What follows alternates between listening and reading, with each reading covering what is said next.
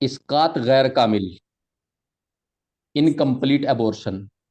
एक चीज होती है कंप्लीट, कंप्लीट के माने पूरा, इनकम्प्लीट अधूरा, जो पूरा ना हो, इनकम्प्लीट एबॉर्शन यानी कि ऐसा एबॉर्शन। एबॉर्शन के बारे में अलग अलग डिफिनीशंस हैं। जो हमारी भारत सरकार की डिफिनीशंस है वो अलग है, जो WHO की डिफिनीशंस यानी कि परिभाषा यानी कि तारीफ है वो अलग है, और एक आम मेडिकल जो टर्मिनोलॉजी है वो अलग है। आम मेडिकल टर्मिनोलॉजी ये है, मोटी सी मतलब मोटा मोटा सा समझते हैं, जब बच्चे की वो उम्र जो कि उसे अपनी माँ के पेट में गुजारनी चाहिए, अगर उस उम्र में बच्चा डिलीवर्ड हो जाए, बाहर आ जाए, तो वो मतलब पैदा हो जाए, तो वो एबॉर्शन है। ये एक मोटी सी परिभाषा है समझने के लिए, क्योंकि नहीं तो फिर इसमें कितने भी बारीकियां, कंडीशंस, शर्तें रख करके इसको समझने की कोशिश करेंगे तो कहीं ना कहीं समझने में दिक्कत होगी। इस चीज को अगर हम ध्यान में रख करके फिर WHO की डिफिनीशंस और अलग अलग अलग मुल्कों का क्या कहना है इसके बारे में, अलग अलग कानूनों का क्या कहना है, क्योंकि सरकार ने इसके ऊपर नियम कायदे कानून बनाए हुए हैं ताकि इसका गलत इस्तेमाल ना कर लिया जाए। MTP एक्ट के नाम से उसमें सुधार हुआ है, अभी थोड़ा सा, सुधार नहीं कहूंगा, उसमें करेक्शन हुआ है, सुधार नहीं कहूंगा मैं उसको, क्योंकि मुझे सुधार शब्द से अच्छा जो है करेक्शन शब्द लग रहा है। तो उसमें करेक्शन हुआ है, ठीक है। तो यानी कि उसके अंदर कुछ चेंजेस हुआ है, तो वो चीज़ भी है। और दूसरा ये है कि, लेकिन इसको समझने के लिए एक मोटी सी बात है एबॉर्शन को, कि वो समय जबकि बच्चा बच्चा अपनी माँ के पेट में रहना चाहिए, उसमें अगर वो पैदा हो जाए तो वो एबॉर्शन है। इसको समझेंगे, फिर किसी भी डेफिनेशन से समझ लो, बहुत अच्छा है, समझने में आसानी होती है। अब इनकम्प्लीट यानी कि आधा अधूरा एबॉर्शन, यानी कि बच्चा माँ के पेट से बाहर तो आया, एबॉर्शन सॉरी, यूट्रस से बाहर तो आया, ठीक है। यहाँ पेट का मतलब स्टमक नहीं होता, आप लोग ध्यान रखें कि यहाँ पर पेट का मतलब स्टमक यानी कि वो जगह नहीं होती जहाँ पे खाना इकट्ठा होता है। यहाँ पेट का मतलब जो है वो यूट्रस यानी कि बच्चेदानी यानी कि रहम यानी कि गर्भ होता है। तो आधा अधूरे तौर से जो है फीटस जो है वो बाहर आ जाए या एम्ब्रॉय बाहर आ जाए, वो जो है एबॉर्शन है। ये सबसे कॉमन कॉमन एबॉर्शन है। इनकम्प्लीट एबॉर्शन, जितने भी एबॉर्शन है, जितने तरीके से भी एबॉर्शन होता है, अलग अलग तरीके से जो एबॉर्शन होते हैं उनके होने की तरीकों की वजह से एबॉर्शन के अलग अलग नाम रख दिए गए हैं। उसको हम अब आगे पढ़ेंगे। सबसे पहले हम पढ़ेंगे इनकम्प्लीट एबॉर्शन। इनकम्प्लीट एबॉर्शन यानी कि आधा अधूरा एबॉर्शन, यानी कि आधा जो कंसेप्शन है वो बाहर आ जाए, वो एम्ब्रो या फीटस जो भी है, और आधा जो है वो यूट्रस में रह जाए। ये सबसे कॉमन एबॉर्शन है। सबसे ज्यादा इसी तरह की सिचुएशन बनती है। एम्ब्रो या इस किस्म के इसकात में फर्टिलाइज्ड फीटस का कुछ हिस्सा यूट्रस से बाहर निकल जाता है, और जबकि कुछ हिस्सा यूट्रस यानी रहम में अंदर रह जाता है। इसकात इसकात यानी कि एबॉर्शन की इस प्रकार को इनकम्प्लीट एबॉर्शन कहते हैं। ये इसकी परिभाषा हुई, समझने वाली परिभाषा। अब महिला यानी कि औरत यानी कि फीमेल की वैजाइना से फ्लैशी मास निकलने की निकलने की हिस्ट्री देती है। जो महिला, जो औरत, जो मरीजा आएगी लेडी डॉक्टर के पास, वो कहेगी कि उसकी वैजाइना से, उसके वैजाइना से, उसके महबल से, उसकी यूनानी में महबल बोलते हैं, इंग्लिश में वैजाइना बोलते हैं, और योनी बोलते हैं हिंदी में, फ्लैशी मास का सिक्रीशन हो रहा है। ब्लीडिंग पर वैजाइना होती रहती है, यानी कि खून आता रहता है। लोअर एब्डोमेन में मरोड़ यानी कि कोलिकी पेन होता रहता है। लोअर एब्डोमेन यानी कि नीचे, जो नाप से नीचे का हिस्सा होता है जिसको पेडू कहते हैं, उसमें जो है वो मरोड़ होती रहती है। इंटरनल ऑस सर्विक्स बंद होता है। देखिए जो सर्विक्स है, जो बच्चेदानी की गर्दन कह लीजिए, मुंह कह लीजिए, उसके दो ओस होते हैं, एक इंटरनल ओस, एक एक्सटर्नल ओस, यानी कि उसका बाहरी हिस्सा और उसका अंदर का हिस्सा। यानी कि जो इंटरनल ओस है, जो अंदर का, जो एक तरीके से उसका डायामीटर है, अंदर से जो है सर्विक्स जो है चिपका हुआ होता है, खुलता नहीं है। बच्चेदानी यानी यूट्रस का साइज एमिनूरिया यानी कि एमिनूरिया के मुकाबले में छोटा हो जाता है। बच्चेदानी का साइज, एमिनूरिया जो लफ्ज इस्तेमाल हुआ है यहाँ, एमिनूरिया के जो मायने डिक्शनरी में होते हैं, वो वक्त जबकि मेंसिस ना आए। अब वो वक्त जबकि मेंसिस ना आए कौन सा वक्त होता है? वो वक्त होता है प्रेगनेंसी का। प्रेगनेंसी में मेंसिस नहीं आते, जी तो जी जी। इसलिए कई जगह प्रेगनेंसी को एमिनूरिया भी लिख देते हैं। लेकिन अगर किसी भी वजह से मेंसिस ना आए तो उसको एमिनूरिया बोल सकते हैं। किसी भी वजह से मेंसिस आना रुक गए हैं, उसको एमिनूरिया बोल सकते हैं। लेकिन कई जगह पर एमिनूरिया के मायने जो है वो प्रेगनेंसी के लिए जाते हैं। ठीक है। जी तो ये क्या कह रहे हैं, बच्चेदानी यूट्रस का साइज एमिनूरिया के मुकाबले में छोटा होता है, यानी कि जबकि एक औरत गर्भावस्था में है, उसका बच्चा यूट्रस में मुस्तकिल यानी कि कंटिन्यू ग्रो कर रहा है, पल रहा है, फल रहा है, फूल रहा है, तो टाइम टू टाइम टाइम उसमें डेवलपमेंट देखने को मिलता है। लेकिन अगर किसी मरीजा या औरत का जो बच्चा है वो इनकम्प्लीट एबॉर्शन में आ गया है, यानी कि उसका इनकम्प्लीट एबॉर्शन हो गया है, तो चूंकि जब इनकम्प्लीट एबॉर्शन हुआ तो उसकी धड़कन वड़कन खत्म, एक तरीके से खत्म। वो जो बच्चा है वो डेड हो चुका है, मर चुका जी है। जी। तो अब उसका जो यूट्रस का जो साइज है वो जैसे कि कंटिन्यू बढ़ता रहता नॉर्मल हालत में, नॉर्मल प्रेगनेंसी की हालत में, अब वो चूंकि नहीं बढ़ेगा क्योंकि जो है इनकम्प्लीट एबॉर्शन हो चुका है, बच्चा एक तरीके से मर चुका है, खत्म हो चुका है। तो नॉर्मल प्रेगनेंसी वाले यूट्रस से जो है इस तरह का जो यूट्रस का साइज होता है जो कि इनकम्प्लीट एबॉर्शन का शिकार हो जाता है, उसका साइज छोटा हो जाता है, क्योंकि प्रेगनेंसी अब ग्रो नहीं कर रही है, प्रेगनेंसी अब नहीं चल रही है। जी समझ रहे? जी।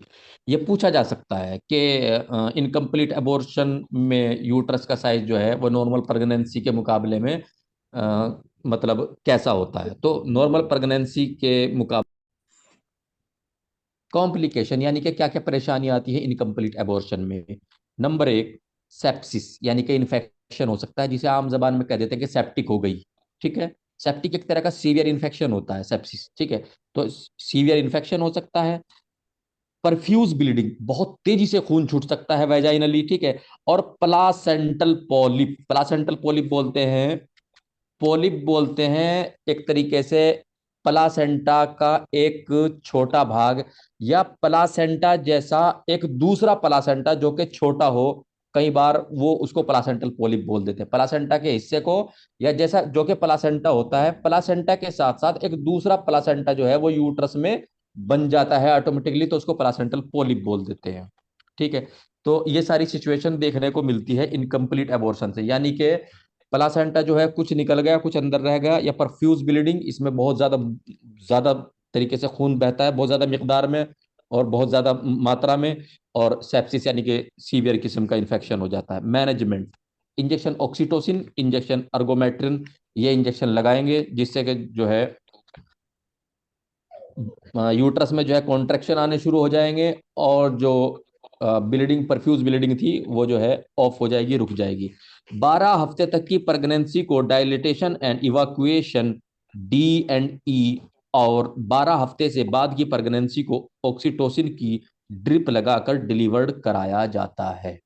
जो 12 हफ्ते तक की प्रेगनेंसी होती है, चूंकि उसमें बच्चा जो है इतना हार्ड नहीं होता, बच्चे की जो स्केलेटन है वो इतना डेवलप नहीं होता, बच्चे का जो स्केलेटन होता है वो डेवलप डेवलप होता है, आपको हमने बताया था 16 से 3 से 12, 12 से 12 और 4 16, 13 से 16, 16 17 18 19 20, हाँ, ये 13 से 16 यानी कि जो चौथे महीना होता है, चौथे महीने में जो है स्केलेटन जो है वो डेवलप होना शुरू होता है, यानी कि बच्चे के अंदर मजबूती आती है। तो 3 हफ्ते तक का अगर इनकम्प्लीट एबॉर्शन है तो उसको D&E कर दिया जाता है। ठीक है। यानी कि उसको डायरेक्ट, एक तरीके से आम जबान में उसको डायरेक्ट उसको इवाक्यूएट यानी कि साफ कर दिया जाता है। और अगर 3 हफ्ते से ज्यादा की प्रेगनेंसी थी जो कि इनकम्प्लीट एबॉर्शन में गई है, तो उसको जो है क्या क्या कराएंगे, उसको डिलीवर्ड कराएगी। कौन कराएगी? एक रजिस्टर्ड एक रजिस्टर्ड क्वालिफाइड डॉक्टर। सर एक मिनट सर, मेरा आवाज कट गया था मोबाइल से ये, अभी फिर। जी। कंप्लीट एबॉर्शन, कंप्लीट का माने होता है पूरा। ठीक है। एबॉर्शन वही बच्चे का जो है माँ के रहम से यानी कि यूट्रस से बाहर निकल जाना, ठीक है, वक्त से पहले, वह इसकात यानी एबॉर्शन जिसमें फर्टिलाइज्ड एम्ब्रो या फीटस, ठीक है, पूरे तौर पर यूट्रस यानी रहम से खारिज हो जाए यानी बाहर निकल जाए, कंप्लीट एबॉर्शन कहलाता है। ठीक है, इसकी निशानियां क्या क्या हैं, इसके सिम्टम्स क्या क्या हैं? नंबर एक, वेजाइना से फ्लेक्सी मास खारिज होने की शिकायत करती है। ठीक है, नंबर दो, कंप्लीट एबॉर्शन के बाद ब्लीडिंग पर वेजाइनली आना बंद हो जाती है। ब्लीडिंग आना बंद क्यों हो जाती है? क्योंकि अंदर कुछ बचता ही नहीं है, सारा का सारा साफ हो जाता है, तो उसमें ब्लीडिंग नहीं आती। ब्लीडिंग कब आती है? जब अंदर कोई पीस होता है। एक्चुअली यूट्रस यूट्रस की जो एक मतलब नेचुरल एक नेचुरल सेंसेशन है वो ये है कि यूट्रस ये चाहता है कि अगर कोई चीज अंदर है तो कॉन्ट्रेक्शन के बाद उसको यानी कि फैलने सिकुड़ने से जो है उसको बाहर निकाल दे। यूट्रस ये चाहता है, और इसके लिए वो साथ साथ में क्या करता है, ब्लीडिंग छोड़ता है कि किसी तरीके से वो जो अंदर फंसा हुआ है वो ब्लीडिंग में तैर के बाहर निकल जाए। अब अंदर अगर कोई चीज चिपक गई हो, तैर के कैसे बाहर निकलेगी? तो वो तो निकलती नहीं है। तो होता क्या है, यूट्रस ब्लीडिंग छोड़ता चला जाता है, ठीक है, उससे परफ्यूज ब्लीडिंग हो जाती है। तो लेकिन अगर बिल्कुल साफ हो गया है तो ना तो यूट्रस को जो है कॉन्ट्रेक्शन करने की जरूरत है, वो तो अपनी नॉर्मल हालत में आना शुरू हो जाता है, जैसे कि मतलब आ, आ, बिना गर्भ के यूट्रस, वो तो उस सिचुएशन में आना आना शुरू हो जाता है, फिर कॉन्ट्रेक्शन रहते ही नहीं। जब कॉन्ट्रेक्शन नहीं रहते, कोई इस तरह की मूवमेंट नहीं रहती, फिर ब्लीडिंग भी नहीं होती। ठीक है, तो ये चीज याद रखनी है। ये सवाल आता है कई बार कि कंप्लीट एबॉर्शन के बाद ब्लीडिंग होती है या नहीं। इनकम्प्लीट एबॉर्शन के बाद ब्लीडिंग होती है क्योंकि अंदर कुछ हिस्सा होता है फीटस का, एम्ब्रॉय का, फीटस का, मेम्ब्रेन्स का और प्लासेंटा का, किसी ना मेम्ब्रेन्स का, किसी ना किसी चीज का कोई हिस्सा अंदर रहता है इनकम्प्लीट एबॉर्शन में। तो उसमें जो है यूट्रस से ब्लीडिंग छूट जाती है, लेकिन कंप्लीट में चूंकि सारा जो कंसेप्शन होता है पूरा का पूरा बाहर निकल जाता है, तो फिर ब्लीडिंग नहीं होती। ये सवाल कई बार पूछा गया है। लोअर एब्डोमन पेन, पेडू के दर्द लोअर एब्डोमन पेन यानी पेडू में दर्द खत्म हो जाता है। जब अंदर कुछ रहता ही नहीं, फिर दर्द भी जो है आराम आराम से शांत हो जाता है। दर्द वर्द कोई खास इतना ज्यादा नहीं होता, कई बार हल्की फुल्की सी मरोड़ हो सकती है।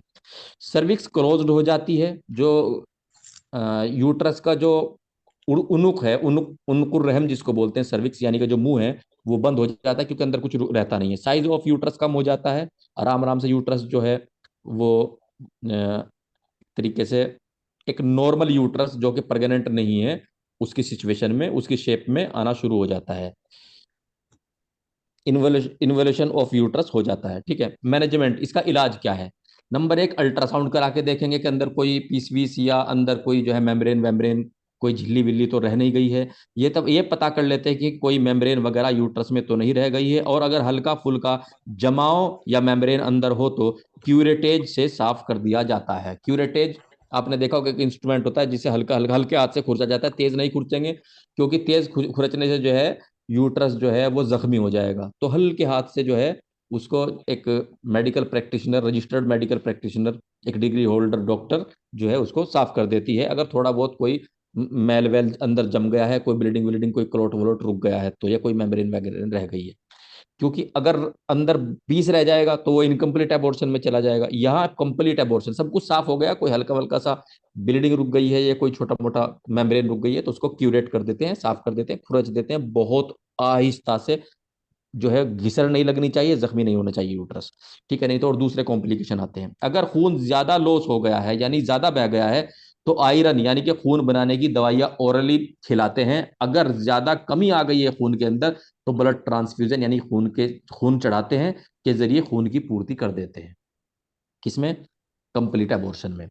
आर एच निगेटिव, नौशीन आप जो है कल जिक्र कर रही थी कि आर एच निगेटिव अगर माँ है तो उसको कौन सा इंजेक्शन लगाते हैं? एक्चुअली कल जो आपने पूछा था वो आज के लेसन में आया है।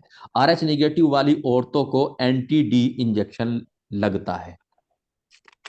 अब थ्रेटेंड एबॉर्शन, थ्रेटेंड एबॉर्शन किसे कहते हैं? ये वो हालत है जिसमें एबॉर्शन का अमल शुरू हो गया है लेकिन अभी प्रेगनेंसी यानी हमल यानी गर्भावस्था को जारी रखा जा सकता है या बचाया जा सकता है। कई बार एक सवाल पूछ लिया जाता है, इस यहाँ एक सवाल बनता है कि ये वो हालत है जिसमें बच्चा एक तरीके से अपनी पोजीशन छोड़ देता है हल्की सी, ठीक है, वो अपनी पोजीशन से इधर उधर हो जाता है लेकिन वो जिंदा होता है, और इस प्रेगनेंसी को जो है दवाइयों से आराम से जो है हेलो। मरीज को आराम कराया जाए और दवाइयाँ इस्तेमाल कराई जाएं और पूरा मरीजा का जो है खाने पीने का ध्यान रखा जाए, तो ये वो ये वो अब एबॉर्शन होता है जिसको टाला जा सकता है, और प्रेगनेंसी को जो है जारी रखा जा सकता है, गर्भ को जारी रखा जा सकता है।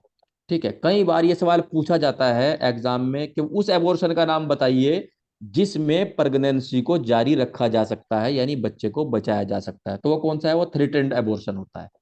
ठीक है, सर इसमें जो यूनानी में है, क्या कहेंगे? क्या कह रहे हैं?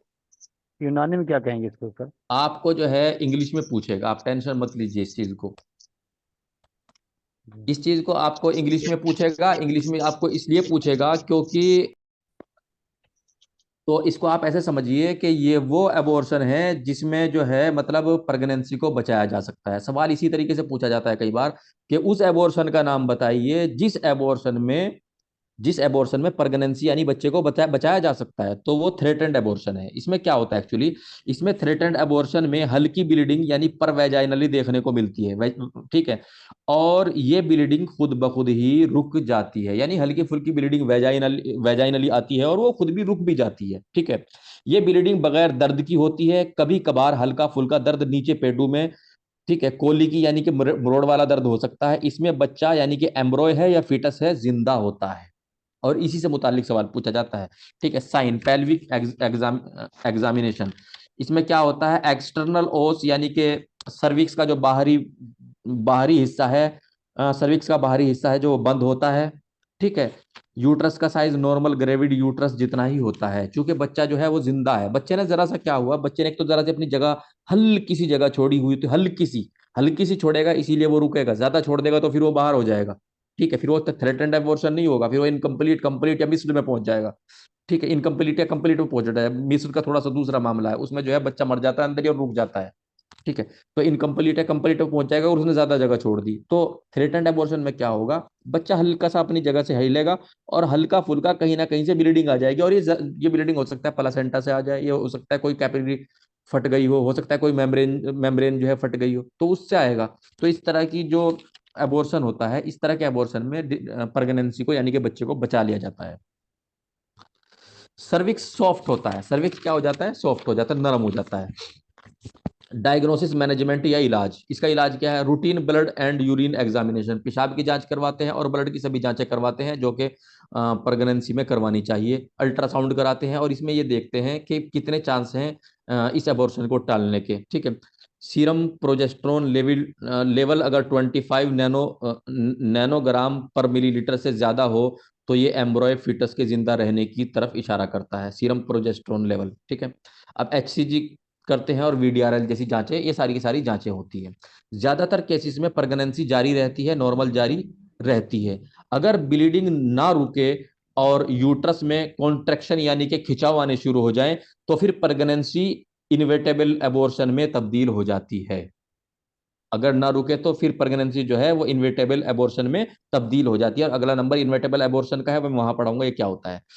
अगर फीटस यानी एम्ब्रॉय यूट्रस में ही खत्म हो जाए तो ये मिस्ड एबॉर्शन में चेंज तब्दील हो जाता है। इनको समझना क्या होता है, इनकम्प्लीट एबॉर्शन यानी कि कुछ जो है कंसेप्शन यानी कि बच्चा कह लीजिए, एम्ब्रॉय कह लीजिए, फीटस अंदर रह गया, कुछ बाहर इनकम्प्लीट, पूरा बाहर आ गया कंप्लीट। ठीक है, पूरा बाहर आ गया कंप्लीट। थ्रेटेंड, बच्चे ने हल्का फुल्की से अपनी जगह छोड़ी तो थोड़ा बहुत ब्लड आया, उसको थ्रेटेंड बोल देते हैं।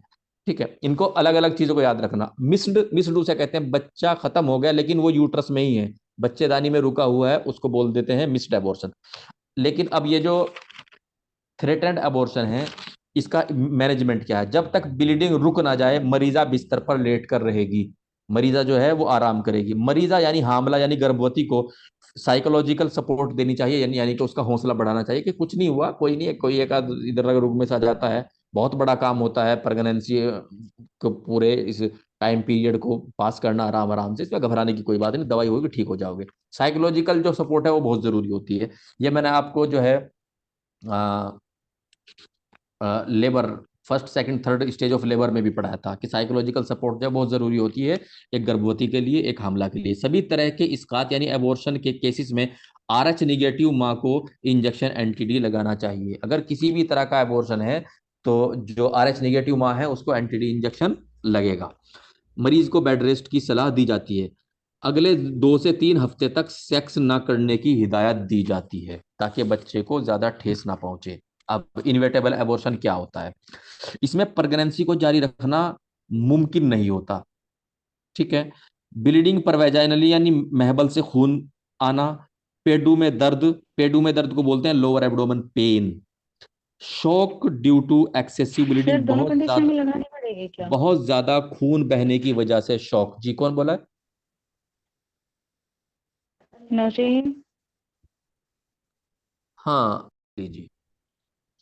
इन्वर्टेबल एबॉर्शन का मतलब ये हुआ कि इसमें प्रेगनेंसी को जारी रखना मुमकिन नहीं होता, ब्लीडिंग पर वैजाइनली यानी महबल से खून आना, लोअर एब्डोमेन पेन यानी कि पेडू में दर्द होना, shock due to excessive bleeding यानी ज्यादा खून बहने से शॉक, ये एक सीरियस कंडीशन हो जाती है। सिम्टम साइन और एग्जामिनेशन में क्या होता है, इसमें इंटरनल ओस जो है वो खुल जाता है, यूट्रस छोटा होता है। थ्रेटन्ड जो एबॉर्शन होता है यानी कि जिसमें हल्की फुल्की सी ब्लीडिंग आ जाती है और प्रेगनेंसी को चलाया जा सकता है, उसमें इंटरनल ओस जो है वो बंद रहता है। लेकिन इन्वेटेबल एबॉर्शन में क्या होता है, वो ओस जो है वो रास्ता जो है वो खुल जाता है, ठीक है, और यूट्रस फिर छोटा हो जाता है।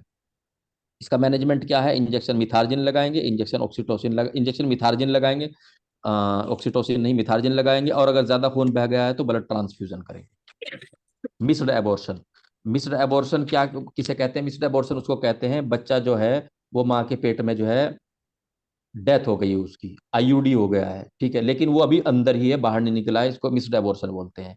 इसकात एबॉर्शन की वह किस्म जिसमें फीटस एम्ब्रॉय की मौत हो जाती है, लेकिन फीटस या एम्ब्रॉय, मैं एक बार थोड़ा सा बता रहा हूँ, एम्ब्रॉय जो 2 महीने तक का बच्चा होता है, 8 हफ्ते का, वो एम्ब्रॉय होता है, 2 महीने के बाद का जो बच्चा होता है वो फीटस होता है, ठीक है। मौत हो जाती है लेकिन वह बाहर नहीं निकलता, इसे साइलेंट मिसकैरेज भी कहते हैं, साइलेंट मिसकैरेज भी कहते हैं। तो साइलेंट मिसकैरेज किसको कहते हैं? मिस्ड एबॉर्शन को बोलते हैं साइलेंट मिसकैरेज। शुरू में थ्रेटेंड एबॉर्शन के अलामात निशानियां ही दिखती हैं, यानी कि शुरू शुरू में थ्रेटेंड एबॉर्शन किसको बोलते हैं? जिसमें हल्का फुल्का सा खून आ जाए, ठीक है, लेकिन बच्चा जिंदा हो। लेकिन बाद में ये मिस्ड एबॉर्शन में चेंज हो जाता है। मतलब अगर कहीं मिस्ड एबॉर्शन होगा तो शुरू में हल्का फुल्का सा 1-2 बार खून दिखेगा, लेकिन बाद में जो है ये मिस्ड एबॉर्शन में चेंज हो जाता है। मिस्ड एबॉर्शन यानी कि बच्चा अंदर ही अंदर मर जाता है। अब ब्राउनिश डिस्चार्ज महबल वैजाइना से खारिज होता है, महबल से जो डिस्चार्ज होता है, जो बाहर खारिज होता है, वो ब्राउनिश डिस्चार्ज होता है, ब्राउन कलर का डिस्चार्ज होता है। दर्द पेन नहीं होता इसमें, मिस्ड में पेन नहीं होता। कई बार तो जो है कई कई दिन जो है बच्चा जो है आईयूडी की सिचुएशन माँ के पेट में होता है और माँ को पता भी नहीं होता कि उसका बच्चा जो है अंदर ही अंदर डेड हो गया, आईयूडी में चला गया है। यूट्रस के साइज में बढ़ोतरी रुक जाती है क्योंकि बच्चा बच्चा जिंदा नहीं है और बच्चा जो है बच्चे का विकास नहीं हो रहा है, डेवलपमेंट नहीं हो रहा है, उसकी बॉडी के पार्ट्स नहीं बन रहे हैं, नहीं बढ़ रहे हैं, तो उसकी उसका जो जब बच्चा ही नहीं बढ़ेगा तो फिर यूट्रस का साइज भी नहीं बढ़ेगा। अल्ट्रासाउंड में बच्चे की धड़कन यानी कि फीटल हार्ट साउंड नहीं सुनाई देगी, ठीक है। ब्रेस्ट के साइज में कमी हो जाती है और ब्रेस्ट नरम हो जाती है, यूट्रस हार्ड हो जाता है। यूट्रस कैसा हो जाता है? हार्ड हो जाता है। वेट गेन बंद हो जाता है यानी कि वजन बढ़ना बंद हो जाता है। अल्ट्रासाउंड में हरकत यानी जनीन फीटल मूवमेंट बंद हो जाती है, ठीक है। देखिए, तो बच्चे के दिल की धड़कन होती है, बच्चे की दिल की धड़कन होती है, क्या होता है? बच्चे की फीटल मूवमेंट होती है। फीटल मूवमेंट यानी कि बच्चे के जो हाथ पैर चलाना होता है उसको बोलते हैं फिट, ठीक है। इसमें परेशानियां क्या क्या होती है? नंबर एक, इन्फेक्शन हो जाता है। इन्फेक्शन की हो जाता है, मान लीजिए माँ के पेट में बच्चा है और बच्चा जो है वो आईयूडी में है, मर चुका है, डेड हो चुका है, तो जब वो डेड हो चुका है तो डेड चीज जिसके अंदर जो है ब्लड सर्कुलेशन नहीं होता, अगर वो बॉडी में होगी तो वो इन्फेक्शन पैदा करेगी, तो फिर इन्फेक्शन पैदा हो जाता है। नंबर दो, रिटर्न प्लासेंटा, यानी ये प्लासेंटा का कोई भाग यूट्रस में ही रह जाए। अब पोस्टपार्टम हेमरेज, जब इस तरह के जो बच्चे होते हैं जो आईयूडी हो जाते हैं, जो अंदर ही मर जाते हैं, इस तरह के बच्चे पैदा होने के बाद पोस्टपार्टम हेमरेज यानी कि खून बहने का, ज्यादा खून बहने का खतरा होता है।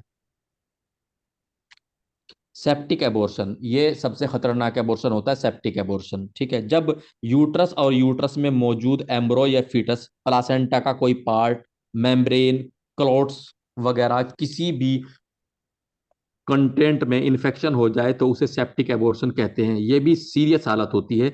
ये ज्यादातर इनकम्प्लीट एबॉर्शन में होता है, यानी कि कुछ हिस्सा जो है बच्चे का बाहर आ गया, कुछ अंदर रह गया यूट्रस में, उसमें जो है ज्यादातर अगर टाइम से उसका ट्रीटमेंट ना लिया जाए तो इनकम्प्लीट एबॉर्शन जो है वो सेप्टिक एबॉर्शन में, यानी कि उसमें बहुत ज्यादा सेप्टिक फैल जाती है, सेप्टिसीमिया हो जाता है, उसमें चेंज हो जाता है। ये इन्फेक्शन जिस्म के दूसरे ऑर्गन्स तक फैलने का खतरा बना रहता है। इसमें इसमें क्या होता है, जो सबसे पहले बच्चा जो है वो इन्फेक्टेड होगा, क्योंकि उसके अंदर जो है ब्लड सर्कुलेशन बंद हो गया है, रेस्पिरेशन बंद हो गया है, ऑक्सीजन नहीं पहुंच रही है, खून नहीं पहुंच रहा है, तो सबसे पहले बच्चा खुद सड़ेगा, उसके बाद जो है वो यूट्रस को इन्फेक्टेड कर देगा, और यूट्रस के आसपास जितने ऑर्गन है वो इन्फेक्टेड होने शुरू हो जाएंगे, और पूरा ब्लड सर्कुलेशन जो है, जो पूरे बॉडी में जो है एक तरीके से दौरान कर रहा है, फिर उसके अंदर जो है टीएलसी बढ़ जाएगी। डीएलसी जो है वो टीएलसी डीएलसी जो है वो ऊपर नीचे हो जाएगी, और टीएलसी बढ़ जाएगी, और इन्फेक्शन वगैरह जो है वो सामने आएगा। अब सेप्टिक एबॉर्शन में पाए जाने वाले माइक्रो ऑर्गेनिज्म, ठीक है, बैक्टीरिया वगैरह कौन कौन से होते हैं? स्ट्रेप्टोकोकाई होता है, इकोलाई होता है, क्लोस्ट्रिडियम होता है, वेल्चाई होता है, स्टेफाइलोकोकाई होता है, सीडोमोनास होता है, क्लोस्ट्रिडियम टिटेनाई होता है, क्लेबसेला होता है। ठीक है, इसमें जो है इन्फेक्टेड करे हो सकता है। ठीक है, सिम्टम्स निशानियां क्या क्या होंगी? 101 101 फ़ारेनहाइट से ऊपर बुखार आता है, बुखार ठंड से आता है, तेज पेट दर्द होता है, टैकीकार्डिया टैकीकार्डिया यानी दिल की धड़कन जो है वो बढ़ जाती है, वेजाइना से बदबूदार फाउल स्मेलिंग सड़ी हुई बदबू आती है, बैकेक यानी कि कमर में दर्द होती है, हाइपोटेंशन यानी कि बीपी हाइपोटेंशन बीपी कम हो जाता है, हाइपोथर्मिया यानी कि नॉर्मल टेम्परेचर से कम जो है वो टेम्परेचर हो जाता है, डिसनिया यानी कि माँ को सांस लेने में दिक्कत हो जाती है। मैनेजमेंट, इसका इलाज क्या है? नंबर 1, इसकी सीबीसी कराएंगे। सीबीसी में टीएलसी डीएलसी प्लेटलेट सब कुछ आती हैं। फिर ब्लड ग्रुप कराएंगे। ब्लड ग्रुप इसलिए कराएंगे क्योंकि अगर ब्लड चढ़ाना पड़ गया, ब्लड ट्रांसफ्यूजन कराना पड़ गया, तो फिर उसमें हमें सोचना नहीं पड़ेगा, फौरन जो है करा देंगे। ठीक है, यूरिन एग्जामिनेशन, पेशाब की जांच करा देंगे। वेजाइना या सिर्विक्स से स्वाब कल्चर, स्वाब कल्चर क्या होता है? कॉटन से, स्टेराइल कॉटन से वेजाइना से या सर्विक्स से जो है थोड़ा सा वहां का जो फ्लूइड होता है उसको लेकर के जो है कल्चर के लिए लैब में भेज देते हैं, और उसमें ये पता लग जाता है कि कौन से बैक्टीरिया इसमें शामिल हैं इस इन्फेक्शन में। ठीक है, तो इसको बोल देते हैं वेजाइना या सर्विक्स से स्वैब कल्चर। ठीक है, ड्रग सेंसिटिविटी टेस्ट करते हैं कि कौन सी दवाई जो है वो अच्छा काम करेगी। ब्लड कल्चर कराते हैं, सीरम इलेक्ट्रोलाइट्स कराते हैं, अल्ट्रासाउंड कराते हैं, ताकि ये पता लग जाए जो अंदर कंसेप्शन है, फीटस एम्ब्रॉय जो सड़ रहा है उसका कितना हिस्सा अंदर है और कितना क्या है, तो उसके लिए अल्ट्रासाउंड करेंगे। ट्रीटमेंट क्या होगा? नंबर 1, सबसे पहले मरीज को अस्पताल में भर्ती करा देंगे। ठीक है, एंटीबायोटिक्स ग्राम पॉजिटिव और gram negative according to infection and according to severity of infection, यानी कि इन्फेक्शन और इन्फेक्शन के तेजी के हिसाब से जो है एंटीबायोटिक चलेगा। ठीक है, ब्लड ट्रांसफ्यूजन यानी कि खून की कमी हो तो खून की कमी होगी तो खून चढ़ेगा। एनाल्जेसिक यानी कि अगर दर्द हो रहा है तो दर्द की गोली दी जाएगी। मवाद को खारिज कर देना चाहिए, यानी कि अगर कहीं पे भी मवाद जो है वो इकट्ठा हो रही हो, ठीक है, यूट्रस वगैरह में, तो उसको जो है खारिज कर देना चाहिए। इसको कोलोप्टोमी भी बोलते हैं। अब एक होता है रिकरेंट एबॉर्शन, ये एक थोड़ा सा अलग सा एबॉर्शन होता है। रिकरेंट एबॉर्शन जब किसी औरत को 20 हफ्ते तक की प्रेगनेंसी, ठीक है, 20 हफ्ते यानी कि 5 5 महीने की जो प्रेगनेंसी है लगातार 3 बार खराब हो जाए, 20 महीने तक, यानी कि 5 महीने तक की जो प्रेगनेंसी है वो 3 बार लगातार बच्चे खराब हो गए, 3 बार। ठीक है, तो इसको रिकरेंट या हैबिचुअल एबॉर्शन यानी कि आदती इस्कात, इसको यूनानी में बोलते हैं आदती इस्कात, यानी कि गर्भवती को आदत पड़ के जो यूट्रस है उसको आदत उसके यूट्रस को आदत पड़ गई है बार बार बच्चा छोड़ने की, तो रिकरेंट एबॉर्शन को जो है वो आदती इस्कात यानी हैबिचुअल एबॉर्शन भी बोलते हैं। हैबिचुअल के मैंने ही आदती होती है, यानी कि आदत। ठीक है, हैबिटेट यानी कि आदत, तो हैबिचुअल एबॉर्शन यानी कि ऐसा एबॉर्शन, ऐसा इस्कात, ऐसा बच्चे का खराब होने का वो तरीका जिसमें जो है माँ की बच्चेदानी बार बार कर रही हो, 3 से ज्यादा बार, अगर 5 महीने तक की प्रेगनेंसी जो है खत्म खराब हो जाए तो उसको हैबिचुअल एबॉर्शन बोलते हैं। अब इसकी वजह क्या होती है? नंबर 1, एनाटॉमिकल एबनॉर्मलिटी, यानी कि सर्विक्स या यूट्रस जो है वो नॉर्मल कंडीशन में ना हो, क्रोमोसोमल एबनॉर्मलिटी, हार्मोनल डिसऑर्डर्स या इन्फेक्शन हो किसी तरह का, तो उसमें इस तरह की चीज होती है। अब एक होता है इंड्यूस्ड एबॉर्शन। इंड्यूस्ड एबॉर्शन में क्या होता है? जब फीटस 20 हफ्ते तक का हो और फीटस में कुछ एनोमली यानी कमी हो या माँ की जान को खतरा हो, तो ऐसी प्रेगनेंसी को खत्म कर देते हैं। इसे इंड्यूस्ड एबॉर्शन भी कहते हैं। इंड्यूस्ड एबॉर्शन उसे कहते हैं जब खुद जानबूझ करके, इरादा करके किसी बच्चे को खत्म कर दिया जाता है, खुद उसकी माँ बाप के जरिए से। ठीक है, अपनी किसी मजबूरी में, या बच्चे, अगर किसी बच्चे में प्रॉब्लम है, बच्चे के दिल में जो है सुराख वगैरह है या कुछ भी प्रॉब्लम है उसको, XYZ, ठीक है, बच्चे के जो है सर में पानी वगैरह है, या तो NTD का बच्चा है, न्यूरल ट्यूब डिफेक्ट का बच्चा है, या उसको दिल में सुराख है, या माँ इतनी कमजोर है कि अगर वो इस प्रेगनेंसी को चलाएगी तो वो बच नहीं पाएगी, तो फिर जो है इसका एक नियम है, इसका एक कायदा कानून है, जिसमें जो है एक डॉक्टर का पैनल बनता है। वो डॉक्टर का पैनल जो है वो इजाजत देता है, लिखित रूप में इजाजत मिलती है कि इस बच्चे को जो है अबॉर्ट कराया जा सकता है। उसके बाद ही ये होता है, क्योंकि अबॉर्शन कराना गैर कानूनी है। नॉर्मल तरीके से अगर कोई अबॉर्शन कराता है वो गैर कानूनी है, गलत है, अपराध है, मना है। लेकिन उन सिचुएशंस में जिनमें लगता है कि बच्चा जो है वो पैदा होने के बाद बच नहीं पाएगा, खराब हो जाएगा, अपना जीवन नहीं जी पाएगा, या माँ अगर उस प्रेगनेंसी को आगे लेके चलती है तो माँ बच नहीं पाएगी, तो फिर डॉक्टर के पैनल के फैसले के बाद उस सारी सिचुएशन को मद्देनजर रखते हुए फैसला लिया जाता है। और इस फैसला लेने के बाद जो एबॉर्शन किया जाता है उसको इंड्यूस्ड एबॉर्शन कहते हैं, यानी कि जानबूझकर किया गया एबॉर्शन, जानबूझ करके बच्चा गिराना कहते हैं। भारत में इसके लिए कानून बना है जिसे MTP एक्ट कहते हैं। एबॉर्शन के लिए कानून बना है कि कब तक एबॉर्शन कर सकते हैं, कब तक नहीं कर सकते, और इस कानून को MTP एक्ट कहते हैं। भारत में MTP एक्ट में फीटस को खत्म करने का पीरियड 20 हफ्ते तक का होता है। भारत में जिस बच्चे को अबॉर्ट करा सकते हैं वो 20 हफ्ते तक का बच्चा जो है वो अबॉर्ट करा सकते हैं, वो डॉक्टर के एक पैनल के रजामंदी के बाद, डॉक्टर की पैनल की मोहर के बाद, ठीक है, कानूनन।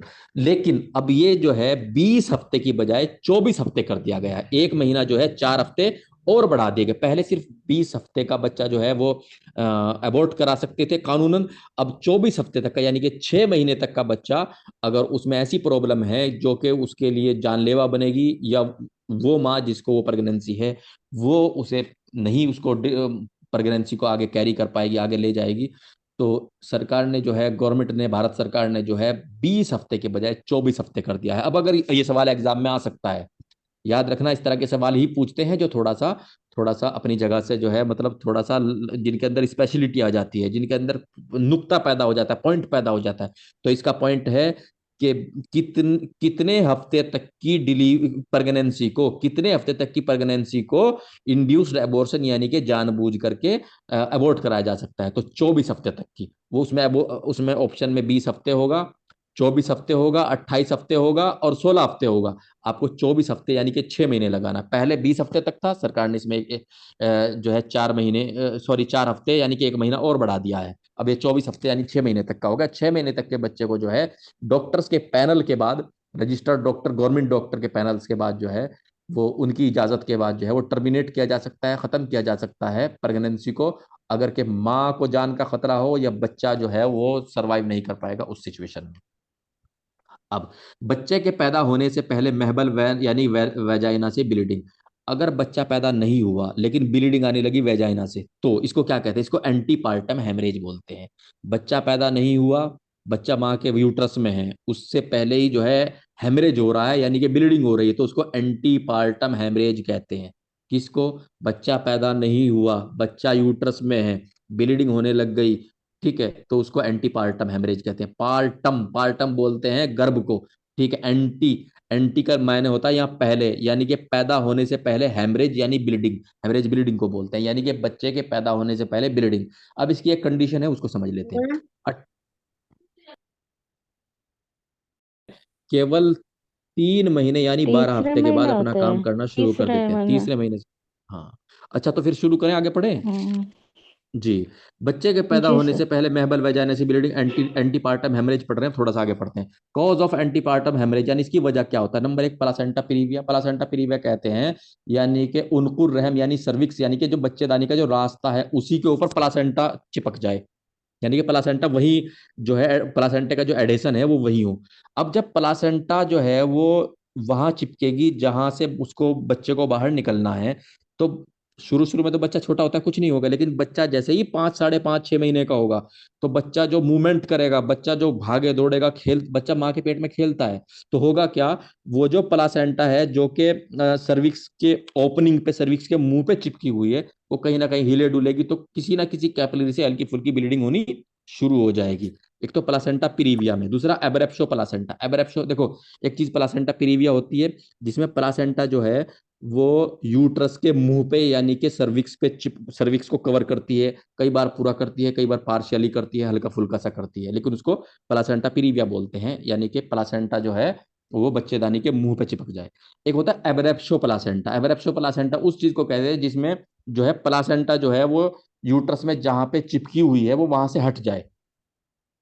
ठीक है, दोनों सिचुएशन में जो है ब्लीडिंग पर वैजाइनली होगी, और दोनों सिचुएशन का जो परसेंटेज है वो 35-35% है, यानी कि 35% जो प्लासेंटा प्रीविया में इस तरह की ब्लीडिंग होती है, और 35% जो है एब्रेप्शो प्लासेंटा में इस तरह की ब्लीडिंग होती है।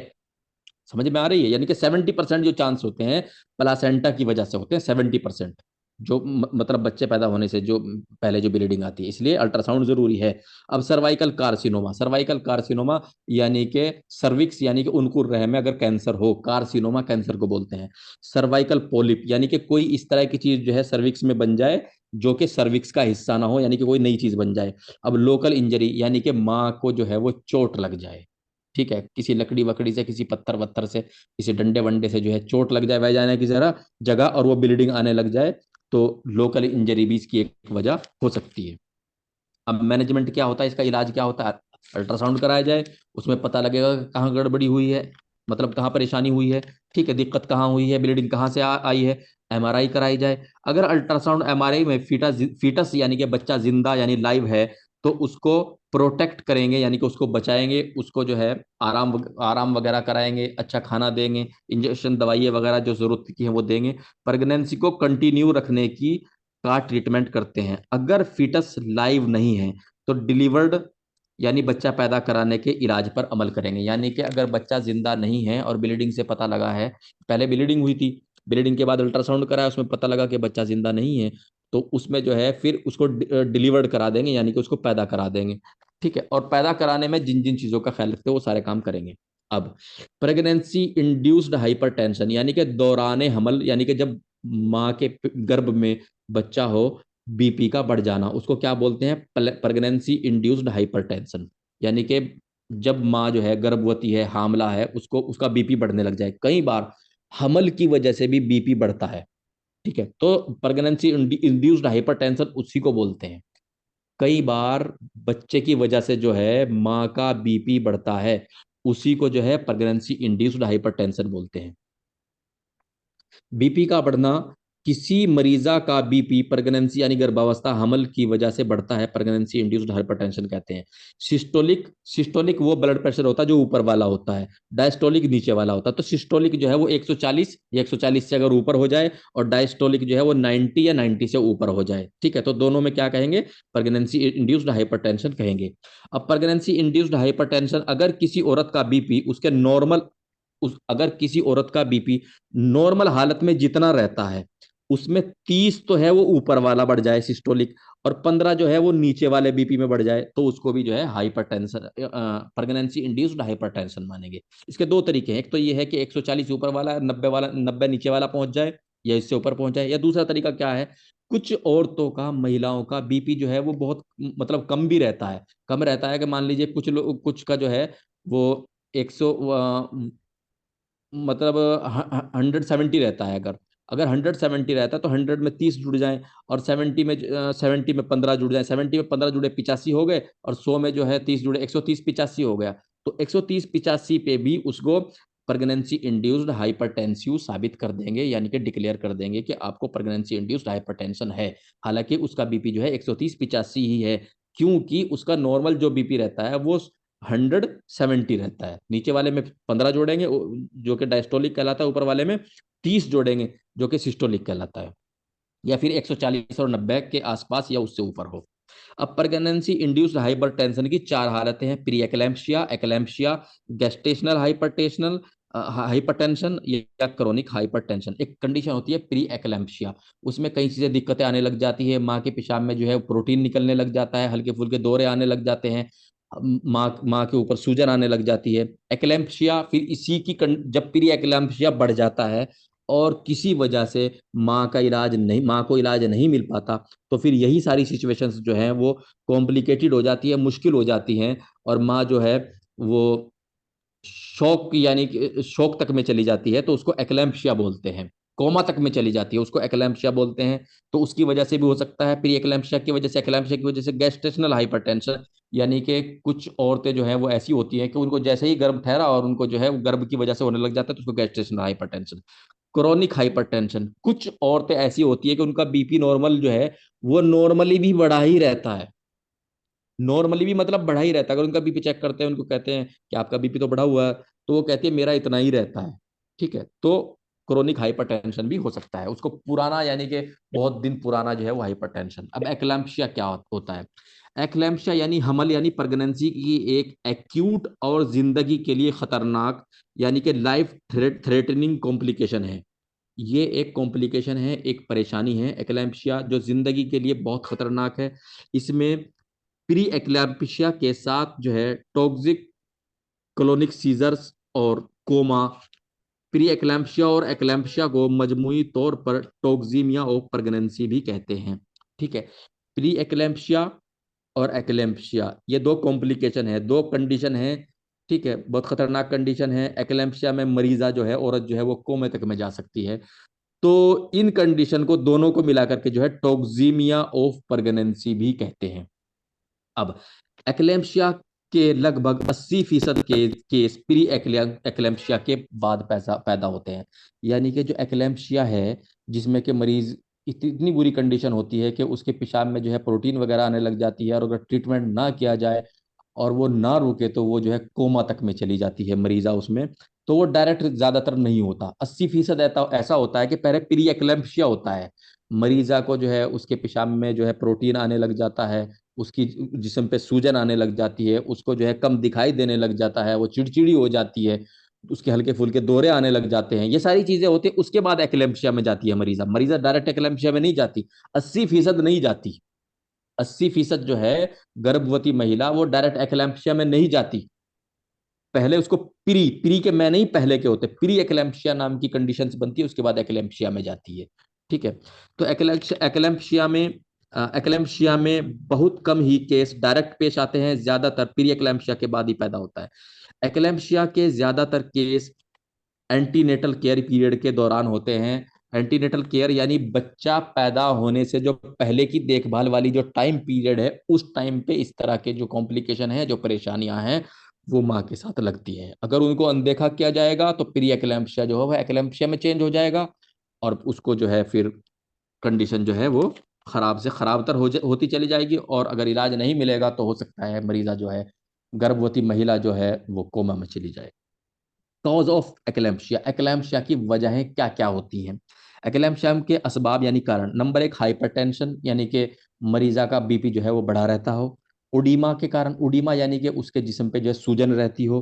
Protein urea, protein urea, urea का मतलब यहाँ पेशाब लिया जाएगा, और प्रोटीन का मतलब प्रोटीन, यानी कि पेशाब में प्रोटीन खारिज होने लग जाए, निकलने लग जाए, तो इसके लिए जो है वो पेशाब की जांच भी करवाते हैं। जब गर्भवती के ऊपर जो है, गर्भवती के जिस्म के ऊपर जो है सूजन वूजन आ जाती है, तो फिर उसमें जो है पेशाब की जांच करवा लेते हैं, ताकि ये पता लग जाए तो कि गर्भवती जो है वो प्रोटीन यूरिया में तो नहीं जा रही है, उसके गुर्दे जो हैं वो पेशाब में जो है प्रोटीन को तो नहीं छान के आगे कर रहे हैं, भेज रहे हैं, खारिज कर रहे हैं।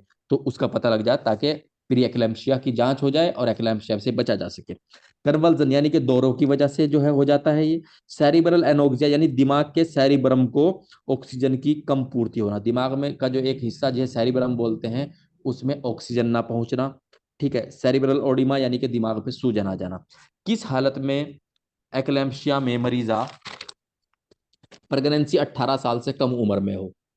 ज्यादातर कहाँ देखने को मिलता है कि जब कोई कोई महिला है, कोई औरत है, वो प्रेग्नेंट हुई है 18 साल से कम उम्र में, तो वहां पे जो है वो एक्लैम्पशिया के जो मतलब चांसेस हैं वो बढ़ जाते हैं अगर 18 साल से, क्योंकि 18 साल से पहले जो है बॉडी जो है वो इस चीज को गेन करने के लिए, हासिल करने के लिए, इसको जो है मतलब कैरी करने के लिए एक तरीके से पूरी तौर से रेडी नहीं होती। तो 18 साल से कम उम्र की प्रेगनेंसी। और प्राइमी ग्रेविडा कहते हैं कि जब माँ पहली जब जब कोई महिला, जब कोई औरत जो है पहली बार माँ बनती है, तो उस सिचुएशन में इसका खतरा बना रहता है, हाइपर बना रहता है। ऐसा नहीं है कि सबको हो जाएगा, खतरा बना रहता है। इसीलिए एंटीनेटल केयर है। एंटीनेटल केयर इन्हीं चीजों से बचने के लिए है, बच्चा पैदा होने से पहले माँ की देखभाल, जिसमें माँ और बच्चा दोनों स्वस्थ रहे, वो इसीलिए होती है। हाइपरटेंसिव एंड डायबिटिक औरतें, यानी कि वो औरतें जिनका बीपी बढ़ा रहता है, या जो फिर डायबिटीज है, यानी कि जो शुगर, जिनको शुगर है, गुर्दे की बीमारियां, रीनल डिजीज पहले से हो, वो औरतें जिनमें गुर्दे की बीमारियां पहले से हो, यानी कि गुर्दा पहले से ही बीमार हो, तो जब वो पहले से ही बीमार है तो वो फिर वो बहुत मुमकिन है कि बीमार गुर्दा जो है वो प्रोटीन को जो है वो सिक्रीट कर देगा, निकाल देगा पेशाब में। तो वहां पे प्रोटीन्यूरिया होने के चांस जो है नॉर्मल हालत की अपेक्षा, नॉर्मल हालत के बमुकाबले ज्यादा बनते हैं। अब मल्टीपल प्रेगनेंसीज, यानी कि जिनको एक से ज्यादा बच्चे हों, एक से ज्यादा बच्चे ठहरे हों गर्भ में, हाइडेटिफॉर्म मोल। हाइडेटिफॉर्म मोल उसको बोलते हैं जबकि एम्ब्रॉय जो है उसका डेवलपमेंट ना हो, उसमें बच्चे के जो है वो ऑर्गन जो है वो बनना शुरू ना हो, बल्कि उसकी जगह क्या होता है, एक मेम्ब्रेन सी बन जाती है और उसके अंदर जो है फ्लूइड इकट्ठा हो जाता है, हाइडेटिफॉर्म मोल तो उसमें बन जाता है, अगर उसका वक्त से, हाइडेटिफॉर्म का वक्त से ट्रीटमेंट ना कराया जाए तो। Family history of eclampsia. Family history यानी कि अगर फैमिली में, परिवार में उसकी माँ को या उससे पहले उसकी माँ को या उसके जो ब्लड रिलेशन है, जो खून के रिश्ते हैं, उनमें से किसी को पहले था, तो इसमें मुमकिन है कि आगे भी किसी को हो जाए। अब एक्लेम्पशिया की निशानियां क्या क्या है? नंबर एक, हाइपरटेंशन यानी बीपी, यानी कि सिस्टोलिक जो 140 और डायस्टोलिक के नीचे वाला जो है 90 से ऊपर हो। ओडीमा, सूजन हो। प्रोटीन्यूरिया यानी कि पेशाब में जो है प्रोटीन निकलने लग जाए, खारिज होने लग जाए। ठीक है। वजन में तेजी से बढ़ोतरी, बहुत तेजी से जो है वजन हो जाए, थुलथुला शरीर हो जाए, यानी कि पता ना लगे कि ये मोटापा है या जो है ओडीमा यानी कि सूजन है, भरभराहट है। धुंधला दिखाई देना, तेज सिर दर्द, एपिगैस्ट्रिक दर्द। एपिगैस्ट्रिक बोलते हैं एब्डोमन का ऊपर वाला हिस्सा, इसको एपिगैस्ट्रिक बोलते हैं, नीचे वाले हिस्से को जो है हाइपोगैस्ट्रिक बोलते हैं, पेडू बोलते हैं। तो एपिगैस्ट्रिक यानी कि ऊपर वाला जो एब्डोमन का हिस्सा है उसमें दर्द हो। सीजर्स यानी कि दौरे आने लग जाएं। वोमिटिंग्स यानी कि हाइपर इमेसिस ग्रेविडम, मैंने आपको कल पढ़ाया था। ठीक है। एक तो इमेसिस ग्रेविडम होता है जिसको मॉर्निंग सिकनेस भी बोलते हैं, जिसके अंदर जो है बहुत कम हल्का फुल्का सुबह के टाइम मॉर्निंग में कच्चा जी होता है। ठीक है। नौजिया होता है, उल्टी जैसा मन करता है। एक हाइपर इमेसिस ग्रेविडम है, यानी कि अत्यधिक, यानी कि बहुत ज्यादा उल्टियां आना, इवन पानी का भी ना खपना। ठीक है। उसको बोलते हैं हाइपर इमेसिस ग्रेविडम, जिसमें जो है एक प्रेग्नेंट लेडी जो, एक प्रेग्नेंट महिला जो है वो डिहाइड्रेशन तक में चली जाती है। फीटल डिस्ट्रेस यानी कि बच्चा अगर दबाव में हो तो, या इसमें जो है फिर कोमा आ जाए। तो ये सारी की सारी क्या है, ये निशानियां हैं एक्लेम्पशिया की।